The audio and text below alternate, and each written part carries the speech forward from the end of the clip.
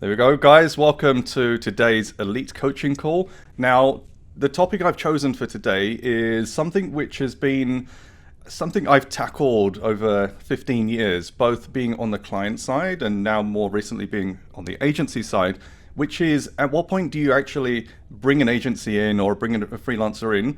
And at what point do you actually just build your own team? So if you're running an e-commerce store, you're running your own info products, etc., when does it make sense to retain that knowledge in house, hire and build, etc.? And that's as important as it is for your in-house marketing and your in-house business as it is for agency owners and freelancers. And the reason is, I would say a lot of the people that contact agencies and freelancers, they're not really ready to outsource. So like if you imagine there's so many different things that people are driven by in terms of bringing in expertise, I'm not so sure whether it's always for the right reasons. So for example, I think it was a few days ago, I saw another case study in my Facebook group, and somebody had shared some good stats. They spent 10K, they made 80K, here's some screenshots, and here's a breakdown of what we did. I've done it myself, and it feels good to share knowledge and stuff like that. But the problem is, and I saw it in the comments, that a lady responded and said, I've just started my e-commerce store, I don't really have time to run ads, I would love to contact you about running my ads. Now, if you don't see a problem with that, then that's the biggest problem that I see, which is people start their e-commerce. People don't really know what they're doing with their business. People start selling info products. They start doing their coaching. And, often first port of call is, I need to just hire an agency, or I need to just get a freelancer in, and they're just going to plug their Facebook ads in and things are going to be great and we're going to be scaling, etc. Yet they haven't really figured out what is their product, what is their offer, who are their audience, and what's my funnel. And for those of you that, understand what I preach in the BPM method and why the core four is so important, that for me is like, if you don't have that core four in place already, and I'm talking to you as a business owner that's wanting to work with an agency, and for you as an agency that are looking to speak to a client, without that structure in place, it's going to fail on both parts. So when people contact us in the agency, and I get this from a lot of drop shippers. So drop shippers will see some of the success I've made and see 7 figures, see 8 figures, and they're like, I found a really good product, and we think we want to scale it up now, and we want your agency to do so. But then when we come back and say, look, these are the things that need to be done before we can even talk about scaling, a lot of them are like, yeah, but that seems like a lot of work, or we want to get there faster. We want to get to 7 figures in 3 months. That doesn't happen overnight, and I think there's a responsibility for us as agencies, as freelancers, as service providers, to make sure that the clients that are coming to you are fully aware and are clear on what the plan is if you're going to work with us, and why that plan matters. Because when people are coming to you and they've seen case studies, or they've come through a referral or a recommendation, if those expectations are not aligned, it's going to fail. We still we get the edge case client that comes in, we try and set the expectation, we share the plan, etc., etc. 3 to 4 weeks down the line, they're not comfortable, because in their mind they're itching to get to scaling and profitability and all these wild things that they've seen other people do. They don't trust the process. They don't believe in the process. And if as a service provider you start to veer away from your process, that's a disaster. We just had a conversation a week ago with a client where we did explain our process. They're in a position, and I'll explain the 3 states of customers that we generally end up working with. They were in a position where things were working well, things are not working well anymore, common problem, and they want us to fix it. And within like 2-3 days of starting to work with us, they were already talking about CPA is down, CPA is up, ROAS is down, we need some help, we need to, we're struggling, etc., etc. Now, in any relationship, if you're into working with that client, within 2 to 3 days, you barely know anything about their business. You might have done some background research, but there's still so much discovery to do as an external partner. And it is a partnership. When you're working with a freelancer or an agency, it's a partnership. It has to be. You can't go into this as a business owner and say, they work for me, I've hired them, they're going to go and do everything that I need them to do. you're hiring in experts, you're bolting them into your business. They need time to learn, your brand, your product, your niche, and all that kind of stuff. Even if, for example, we take clients on in niches we've got lots of experience in, but there are always differences. Client A is, they want sign off on all the copy, on all the creative, they want, landing page work, they want to do it, etc. Client B, they don't really mind. You can create your own copy, your creative, make changes to the landing pages. Two very different clients, exactly the same niche, exactly the same goals, but how we then interact is going to change. Because with client A, we're going to have to spend a bit more time and create a process around sign off, right? So we can't just go and launch a new ad and go and test it. We need to sign it off, wait for the response, chase the client, etc. It's fine. Some clients prefer to work that way, and we need to adapt for that. But from a client's point of view, there are so many things that you need to have in place to make sure you're ready to work with a freelancer or an external party, whatever it is. Even things like, do you have some kind of tone of voice? Do you have an idea of who your customer is? Do you have any limitations on what we can write about and things like that? So, when you're pitching and when we're pitching for client work, we want to make sure that right from the start, A, the client has what we need. So we talk about product, offer, audience, and funnel, but B, they know what's coming up as a relationship. So when clients have worked with agencies before and they say, oh, that agency didn't work and we want to work with you, I always kind of want to know why that was, because there's always two sides of the story, right? So you have that discovery phase, and if you're a client and you're going into this relationship, you need to understand what your responsibilities are and what the agency or the third party are going to do for you, and how that works together. Because no third party, no agency is going to come in and just completely solve all your problems. For example, we had a client who was constantly making changes to their website, so their Shopify store, installing apps, uninstalling apps, installing bundles, all these kind of things without us knowing. And it took us some time to realize what's going on. That has an impact on advertising. That has an impact on our messages in our ads. It could have an impact on landing page speed time, which it did for this client. So there's lots of things that you have to coordinate with to make sure you're ready and you're kind of synced up in terms of what the expectations are as well. So if I just share my screen, I'm going to show you the three main types of clients, and also if you are looking to work with a third party, to get you to understand where you are on your life stage. So when I think about this, there's different life stages of a business. So you put kind of time across the bottom, life stage across the top. So when you're starting out, you have nothing, right? So you don't have customers, you don't have an idea of your audience, you might have a funnel, you've got a product or a service. So you're kind of starting out here. Now, if at this stage you say, I'm going to outsource, I need an agency, or if a client comes to you and says, hey, I've got this brand new proposition, I want you guys to run our ads.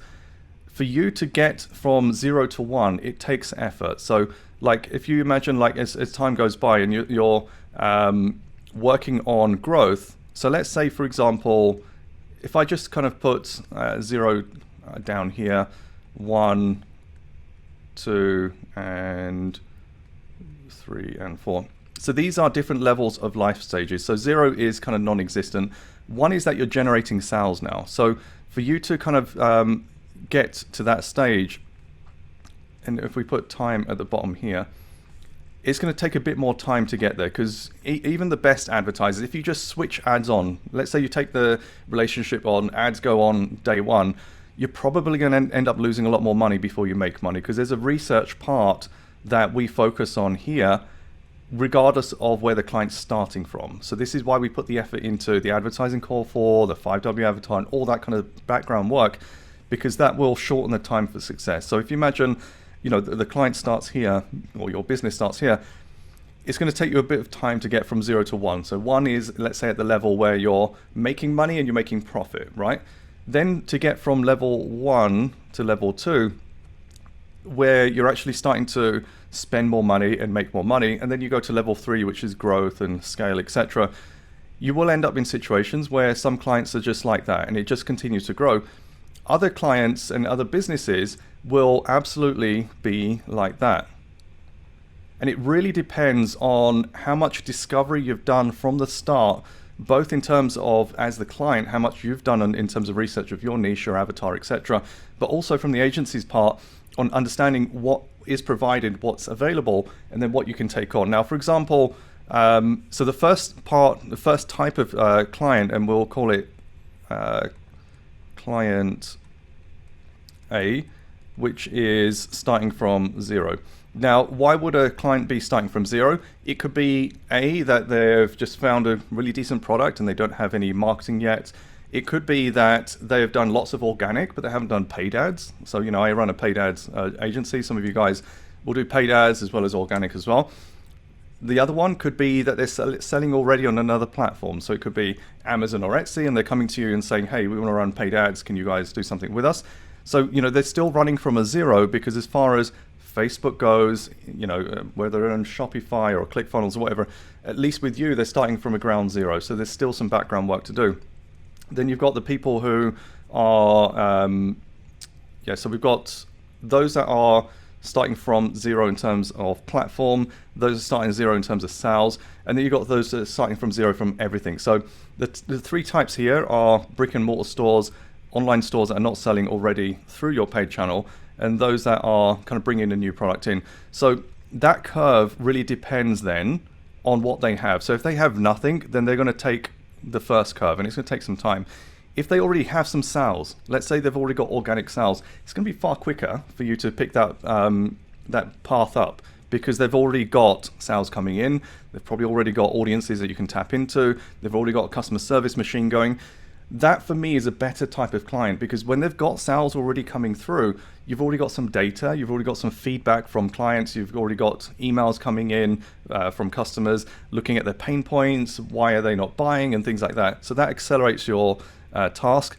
And if they're selling on Amazon or Etsy or brick and mortar, again, you've already got data to play with. So when you're starting with these kind of ground zero clients, there's already different types as well. So if you are the client, then I would really say think about whether it's the right time to bring in a freelancer or an agency. I had a conversation with a lady about a month ago. She approached our agency. She was selling supplements. She was making, I believe, about 10 or 20K a month organically. So this is through, I think it was Instagram mainly. And she wanted to bring an ads agency in, but didn't have the margin. So this is the other thing that you need to consider, both as the client and as the agency, is it affordable? Because, you know, she wanted to bring us in, couldn't afford our fees. And I said, you've got two choices here. Either you invest and you know you're going to make a loss, but you're investing for 3 to 6 months down the line, or, and I said this, you go and find a cheaper resource, because you're not ready necessarily for our agency, and you know we generally play at a later stage, or you learn it yourself. Now, she didn't have the time, and that's absolutely fine. Then in that case, you find a freelancer, or you find through Upwork or something else, someone credible to get you from 0 to 1. So if you're take her example, she was the type of client that had organic sales, was generating revenue, had some profit, had still to work on her margins so that she could actually squeeze out more profitability. But in that case, as an agency owner, I'm in the consultative space. So I'm consulting and telling her, this is what I think you should do. At the end of the day, you never want to bring in a client that you know either can't afford your service, or you're not going to get them the stepped results that they're looking for within their time and budgets. That's really, really important to consider. So then you have your second level clients. So the second level that we often end up working with is clients where, let's say they're kind of at this level. So they've hit a roadblock. So these kind of client Bs, and this is actually so many, there are so many clients in this space right now. They've run ads, they've had some success, they've been getting great results. Now all of a sudden results have dropped and they don't know how to get it back. And this line might be prolonged, and as time goes on, they're dropping back from their kind of growth level to just trying to fight back profitability. And maybe in some cases they're absolutely starting to drop back and they're just trying to get to a position of profitability again. These kind of clients, they're important because they've got a lot of the data. So especially if they've been through this growth path, you can see what worked, what didn't work, etc. But at the same time, it's about being careful as to why this dip has happened. For example, if you're running Facebook ads, there are many reasons why your CPM might go up, why your conversion rate might drop, and we've covered those kind of things in terms of analysis previously. But it could be that there's a punishment on the account. It could be that they've had too many ad bans or negative comments on their posts. What I would make sure is, whether you're on the client side or the agency side, make sure you've done the research before to know, at least as far as you can, why that performance has dropped. So before you take on a client at this level, it's really important to understand what went wrong. Is it just a case that a new update from Facebook's gone into Ads Manager, or they just haven't followed the right best practice, or iOS 14 this and results that, whatever? But just have a good idea before you take the agreement. And I'm talking about this from both sides of the fence here. So as a client, make sure that your agency fully understand and can kind of show you the plan of recovery and performance. And as an agency owner, you're doing your work up front as well, so you can at least have an idea as to what went wrong. And this is where we do an audit before sending a contract, before sending a proposal, which is the mini advertising core 4 audit. So for those guys that are on the Elite CS program, you'll know about our client intake process with the advertising core 4, and we go into the depths of kind of understanding what's there currently. But part of that is, if the performance has dropped, is to understand why, because you don't want to enter a relationship where, for example, there are loads of red flags on the account, because it's going to be super difficult to recover. If you are going to take it on, and that's fine, then be clear on, there are potential plans forward. Maybe they need a new ad account, maybe they need a new pixel, maybe they need a new page. We are going through this exact same thing with the client right now, where when they came in, we knew they had high CPMs, and we've been systematically testing different ways to get the CPMs down. And right now, I think we're at the stage where we do have a new account, new page, and new pixel, despite the fact that they have 15, 20,000 fans on their page. There's something causing high CPMs that we haven't yet been able to bring down, and it's a case of step-by-step testing. Now, best case scenario is we find that problem, we fix it, looking at their conversion rates and their average order value, then it will be plain sailing to bring this client back up from they're probably down this stage, to then start bringing them back up the curve so that they can start hitting profitability, spending more, making more, and then hitting growth. But there is also a slight chance that, what if we can't recover? What if there's something else going on? And you have to be kind of clear about that right from the start and through your conversations with the client. And the other thing I would say is, these clients generally need a lot more communication, because they're the ones that are panicking a lot more. These guys will need communication, and it's a case of just making sure you've got a comms plan in place, weekly updates, and any updates in between. But these guys are looking forward. They're looking forward to growth. They haven't necessarily experienced pains, and they just want to see how things are going, how fast we can scale up, etc. These guys are feeling pain because they've had good performance, they've had profitability here and here, etc. They're now taking a step back. They're regressing, and their fears are going to be that they drop all the way down and they hit ground zero, where they're not allowed, they can't run ads. It's too expensive. It's unprofitable, etc. Your goal is, at this stage, when you bring the client in, to recognize how likely it is for you to actually bring that curve back, but also be open with them about, there are challenges with the account, etc., etc. Now, from a client's point of view, I would be making sure that if you have a problem with your performance, you're also aware that no matter which agency you work with, the best agency in the world, the biggest agency in the world, they're going to follow the same path. There's going to be no guarantee when you start to be able to recover performance if things have gone really bad. Now, if it's just a case of, there are many times I look at accounts and I just know there are certain things that have not been used which should have been used, and this growth stage was in the last 12 months and things have changed now. They're fairly easy and you can kind of recover those quite quickly. But there are cases where there are certain red flags that you then have to look at and say, look, it might not entirely be possible. And from a client's point of view, don't chase that silver bullet. They don't exist. There's no agency that's going to come in and magically just flick a switch and things are just going to magically work as they should as well. So that's the client A and client B example here. So they've had success. I'm running out of space here, but they're also feeling failure. So failure could be in CPM, CPC, so their costs. It could be their click-through rates dropped. It could be conversion rates dropped. It could be that their return on ad spend has dropped. Their cost per lead or cost per acquisition has gone up. And that plan has to be clear on what that recovery is. So they're the kind of first two types of clients. Then we also get these kinds of clients come in as well. So they're at this level where they've just been scaling. So we're just about to bring a client on board. They're currently doing, I think, between 500,000 and $1 million a month in revenue. And they're at this level where they want to now push that even further. They've had success. They've seen some fluctuations, but in the whole, they've been massively successful. They don't entirely know why. And this is very common as well, because they've been running their ads in-house, but they are successful. And we looked at their account. There's so many opportunities to improve.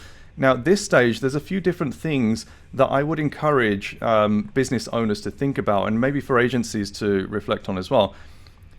If you're at this stage, and let's say they're doing 1 million a month, and they want to scale that up to 2 and 3 million or beyond, at what point do you need an agency, and what point do you continue building on your in-house team? So, for example, here right now, specifically for this client, I think they use the cookbook. They now want us to implement the BPM method, and we've got a program that will install that.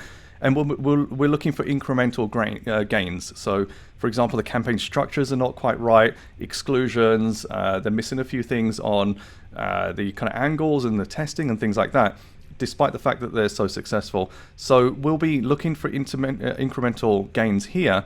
However, we're also going to be working with their in-house media buyer who's just started and training them up as well. So your role as an agency owner isn't just to manage their ad account, it's also to find opportunities beyond that. Now, if we just approached this client and said, hey, we can run your ads for you and we'd love to have a cut of the profits and all that kind of stuff, that wouldn't resonate as much, because A, they've run their ads in-house before, B, they want to continue doing so. However, they want an agency to help them grow faster. So in this case, we come in, we apply some account improvements, we work with their internal media buyer, and then it becomes a game of working together where their media buyer is running the campaigns, and we are doing all the analysis, the support, the campaign planning, etc., etc. So what they're gaining is all of the support and all the expertise and all the insights that an agency brings, but they're still able to build up their in-house team. So at this stage, they've got an in-house media buyer, they've got creative, they've got tech, all of that kind of stuff internally.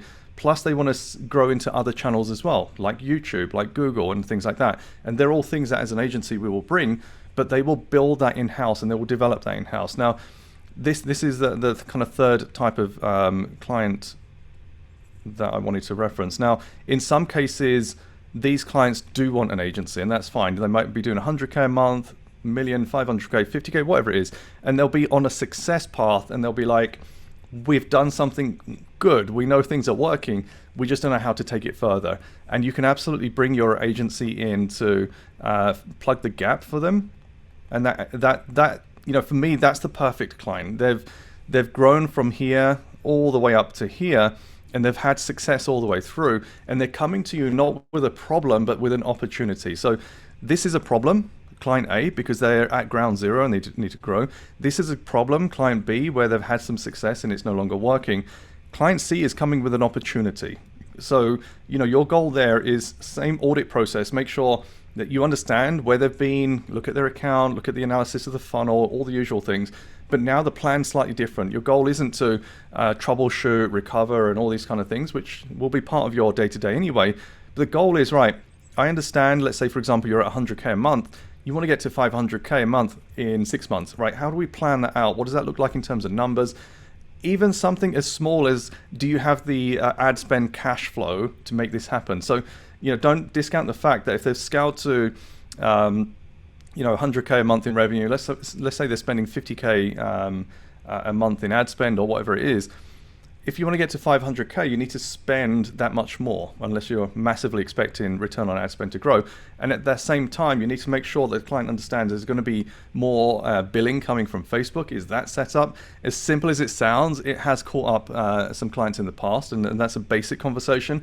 But also, like, as you scale up, do you have product availability? Does your customer service team need to scaling up? Can you cope with our demands for resource, assets, things like that? Do we have flexibility to work on assets? So there are still things that you'd want to make sure that as you're working on that upwards path that you're built for, both within the agency and also the client side as well. So this is as much about planning before you both agree the contract as it is following the plan through. So there's two plans that we work on. The first plan is just sharing with the client what we will do before we sign the contract, so they understand exactly what's going to happen. Go ahead, sign the contract, we'll start. And then refining that plan as you start to learn more about the account and the client and the brand and the niche and things like that. So we work on 4 weekly sprints. So that 4-week window keeps on rolling. Every week we're updating the plan. So as 1 week falls off, another week's added towards the end.